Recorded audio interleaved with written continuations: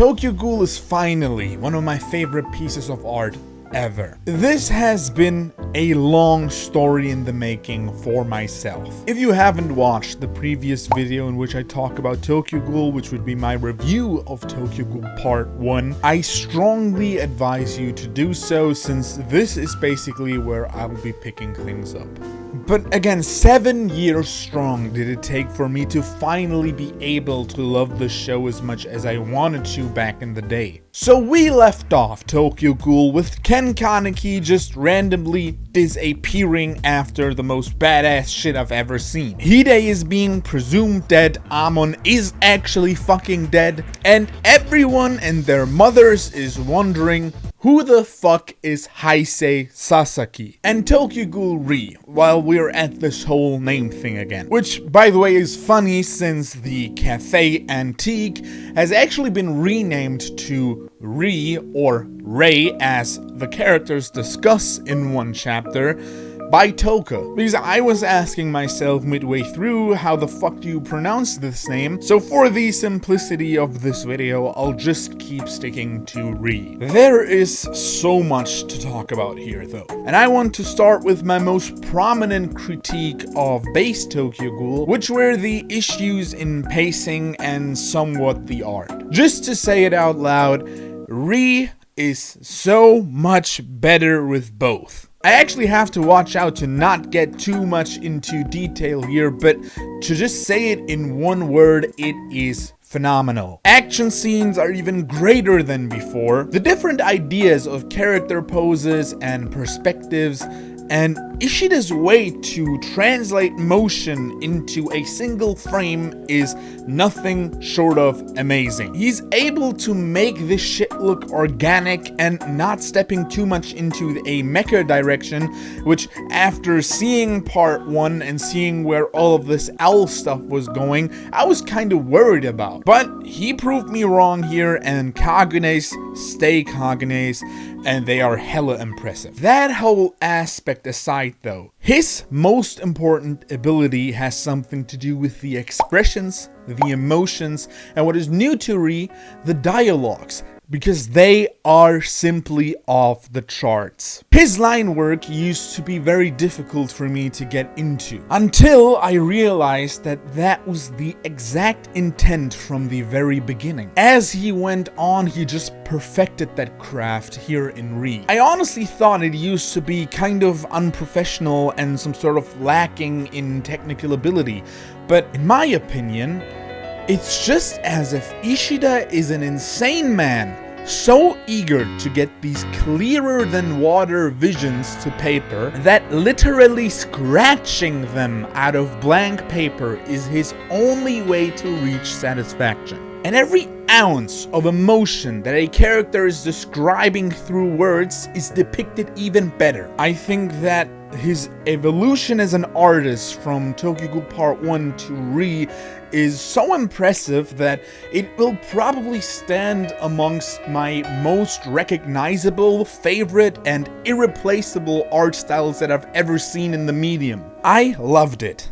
And that also goes for the characters. I really loved the entire cast here, and especially the characters that we already know and grew to love in part 1, since they truly develop through this whole story. I recently saw a tweet of someone saying that Deku from My Hero Academia went through crazy character development, while just showing that his expressions went from happy little go kid in the beginning to a more serious adult-like figure in the end. Tokyo Ghoul Re, on the other hand, is an excellent example of how characters should develop. To compare it to this whole MHA thing, some of these characters end up happier in the end than they ever did or could have. It's just that their views on the world have changed. They are shaped by the awful and traumatic experiences they have made. And by the time you have finished this piece of art, maybe you will have changed just a tad bit as well. Characters and their identity are shaped by their experiences. But what did Sui Ishida, not just the man of this current hour, but also the man of my couple of past hours reading this, what did he decide for them to go through? In other words, how is the story of this thing? While I can't go into detail here because, well,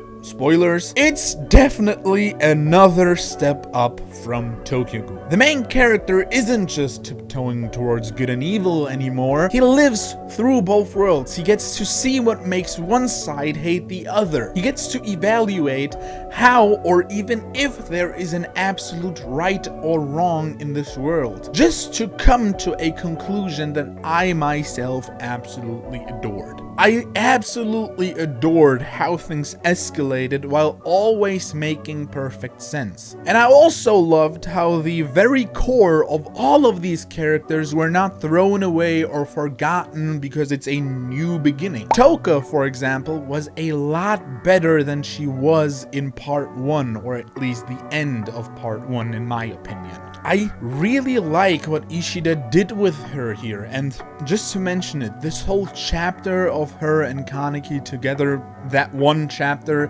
that was absolutely beautiful and stunning. It's probably going to go down as one of those chapters that I will never forget. The new villains and side cast of this thing are also hella entertaining. They take a while to kick in, but when they do, they really stick. Everything surrounding Mado was amazing. I loved that tying knot towards the end that gave Yuzo the benefit of the doubt. I just adore everything here.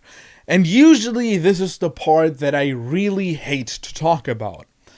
It isn't here though. Because the way that this story wraps up, aka the ending of this manga, you could absolutely argue that some characters had a happier ending than deserved, but I felt like that was kind of a nice touch to show that even in this cruel, brutal world, redemption is still possible. Which all in all just makes me think that Tokyo Ghoul was way too ahead of its time. I am 150% certain that if this manga were to come out nowadays, it would be the biggest thing out. And if there's ever a manga that does, this is the one that deserves a remake. Now, I'm not sure how some of these panels or structures would be able to translate into, well, motion. The even crazier and boundless texts and depictions, I have no clue how you want to animate that. But that really reminded me how a couple of years ago,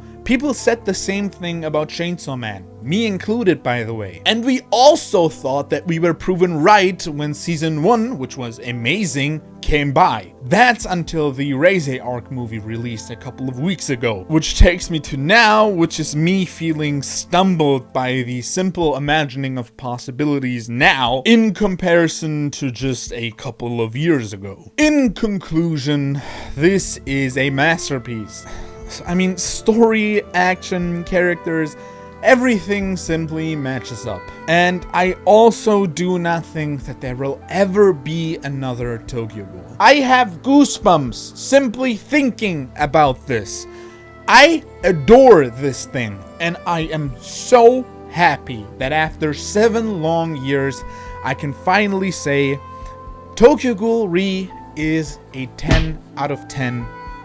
Fuck the enjoyment scale overall. But that is just Re. The Tokyo Ghoul as a whole got better the more time I invested into it. And it ended up being one of my most exhilarating reads I'll probably ever have. With all that being said though, it isn't perfect. It will be somewhere in my top 10 list, but the problem is, it's just that as a whole, Tokyo Ghoul Part 1 and Tokyo Ghoul Re are playing a different type of game. Which is why as of right now, I can't give this manga a 10. I actually give this manga a 9.5 out of 10. While that might seem kinda sad though, I still want to encourage every single person right here to read this, since again, I just have goosebumps thinking about this, and I will probably be rereading this thing in about a year's time from now, and maybe my score until then will change. At the end of this, I just want to say thank you to everyone for the recent support.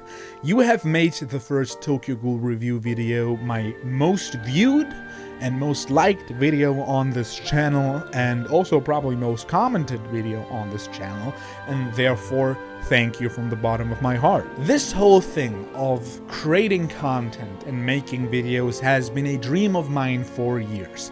A couple of you might know that last year, or about 1 year ago, I was uploading relatively regular until I didn't. And this whole rebranding and this whole finding this new style of content has been the most fun I've ever had doing this thing. And seeing it succeed, it really does hit.